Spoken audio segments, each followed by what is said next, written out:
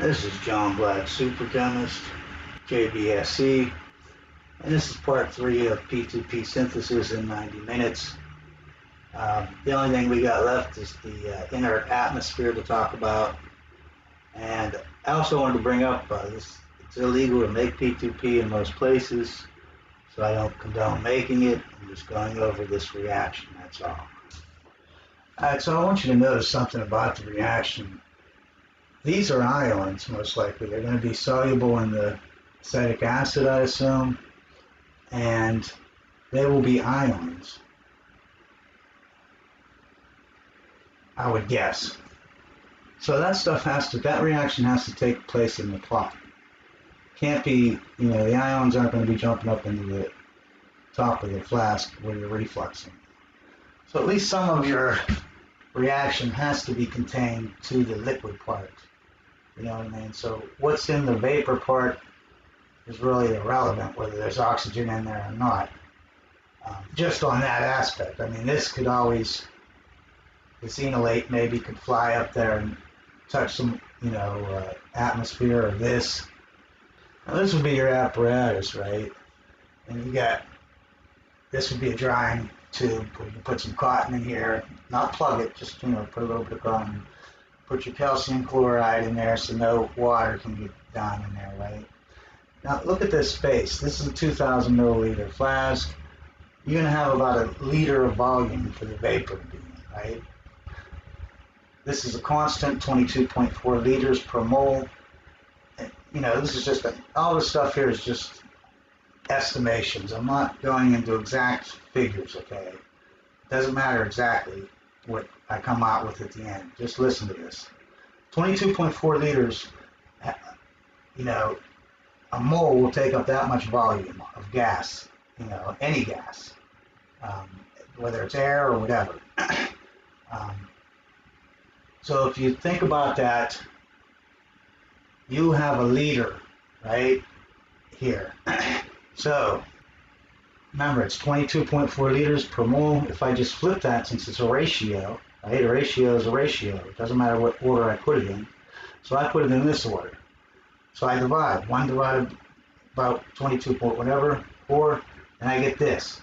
So there's 0.044643 moles of gas in 1 liter of volume. Okay, that's how much, an ideal gas. We're not getting in, actually it'd be a little bit more because we're heating it and blah, blah, blah. But we're not going to get exact, all right? Now I want you to think about this. Oxygen, well, I just made these numbers up. They're pretty close though, I'm sure.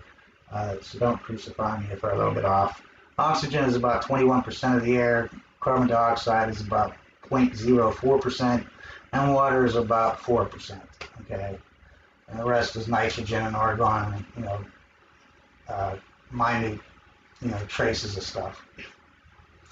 But these are the three that you mainly want to keep out of your reaction when you have an inert atmosphere. Now the water, I don't think it's that much of a concern because you're allowed to use the dihydrate. If you're allowed to use the dihydrate salt, the manganese triacetate, if you're allowed to use the dihydrate of it, you're putting water in there anyways. So I don't think it's the water. I think it's the carbon dioxide. And the oxygen because of the double bonds. Because it has the 2 double bonds and it, 2 carbonyls on it. But let's just say it's the oxygen. Let's just say the biggest thing, let's just say 20% of the atmosphere might screw up our reaction. Okay? Now remember, we said in 1 liter of volume, you can only get this much moles into it. Now, like I said, I'm just guessing. I'm not making exact numbers here. But let's say half of the air in this, when you reflux it, right, this stuff is going to be most of the stuff that's in the atmosphere, in this empty volume here, gas. It's going to be your reactants, the benzene and the acetone. It's not going to be the air. This stuff is going to come up and push half of the air out of there. And when I say half, I'm just guessing. It's a nice, easy number. So I divide this by 2. Because if this much gas is in the can be in 1 liter, and half of them are air, we want to know about the air. So if this is how much air you would have, right? If half of this is this, right? Because the other half is going to be your benzene or whatever you're refluxing. So now, remember we said 80% of the, whatever, a lot of the air is nitrogen, right? Or argon or whatever that's not even reactive. So we're going to say 20% of this is bad. So we take it down here times 0.2, 20, and we get 0.00444643 moles of bad stuff that's going to be in that empty volume of space where you're refluxing. 0.004, 4,000ths of a mole. That's like nothing. What's the point in even trying to get that out of there? Who cares if that's there? In my mind, that's nothing. 0.004 moles? Come on, man. So I'm gonna, if I ever do this experiment, I would do it with, with the inert atmosphere. But I would see what my yield was and then do the same exact thing and not use an inert atmosphere and see what the difference is. I can't imagine this little bit of oxygen or this little bit of contaminant that's in the vapor phase, and you know that the manganese acetate has to, do its work inside the liquid, not inside the vapor phase. Why would you even care about this oxygen? I don't know. So let's get into how you would do it if you wanted to use the argon, okay? All right, well, let's see what you do if you have a tank first. If you have a tank, you have to have a little nozzle here, an adapter, or I'll say 2-neck flask, so that you can put an adapter on so you can put hoses, okay? This would be your tank of argon, or whatever you get, nitrogen, whatever. Now, if you get it from, argon as argon, like, like a welding store or something like that, there's not going to be any water in it. It's going to be nice and pure.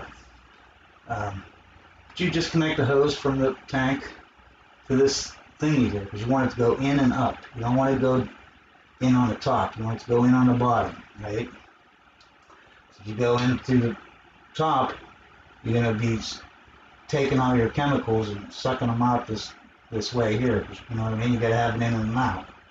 So the in always has to be at the bottom. You would need a check valve and a pressure regulator valve, okay? Now pressure regulator valves, they're rated by a couple things, I think 2 different things. But one of them is liters per minute, okay? And I'm just guessing, because the truth is I don't know how to do any of this, okay? So remember that when you're watching this video. I've never done this. No one's told me how to do it. I haven't watched videos on it. I'm just guessing, okay? I would guess you would want 0.016 liters per minute. That's a liter per hour. You're refluxing for 90 minutes. So within the first hour, you would fill up that empty space. Because remember, you only got a liter of empty space, right? You would fill that up within that hour, and then the next half hour you'd fill up another half a liter, okay? I don't know how they're rated or what they're rated at. You'd have to look into that. Going over some stuff here that I'm guessing at, basically. That's what I would try to rate it at if I could, okay? You'd have to flush the system. By the system, I mean the apparatus. So you have this all connected up. You'd have to pour in some argon, not at this, liter per hour thing, because that'd take forever. You're going to have to leave it in there and flush all the air out. If you're going in from the top, it'll push all the air out, and then all you'll have in there is argon, right? Now at that point, now you set your pressure regulator at 0.061 or 0.016, and it'll, little by little, that way it doesn't carry all your stuff away, because if it comes in here and is leaving at the top, it's going to carry your vapors away with it, you know what I mean? Of course, so you're going to have to extend your condenser more, right? You want a longer condenser so it has more chance to condense the stuff out and not take your chemicals away, right? You don't need a drying tube because that will just impede stuff. The drying tube is so that no water can get into your apparatus. Well, you don't have any water. All you have is argon. So you don't have to have a drying tube. And basically you would just start your refluxing, right? And you have the thing coming at 0.016 liter per minute, and that way it'll keep all the air out and you'll have an inert atmosphere, okay? Now, these cans that you get from eBay or whatever I said, they might have water in it because they're used for wine, and who cares if there's a little water in it. But I doubt there is. I forgot to look up the MSDS, but you can always Google it. Type in MSDS and Google the product, and it will tell you.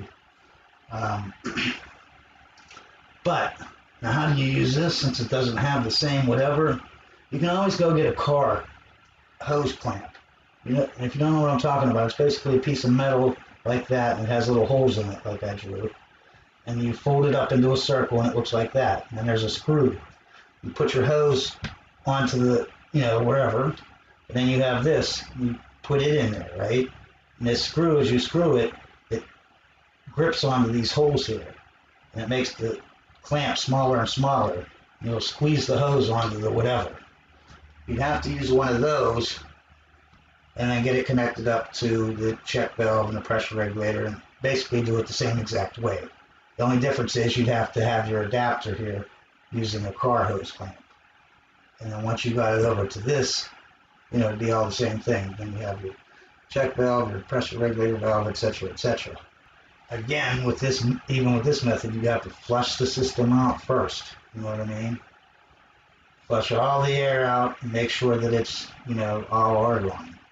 Then set it at the 0.16 liters per minute. Okay, now that's the most proper way I can think of. Keep in mind, I don't know the exact methods or whatever. This is my most proper guess, okay? But if you wanted to do it, like a generic way, every 5 minutes, just flush the system out, right? There'll probably be a valve on the can, right? So you have those connected up, and at the beginning, you open up the can, flush it out for, a couple seconds or whatever, and then turn off the can.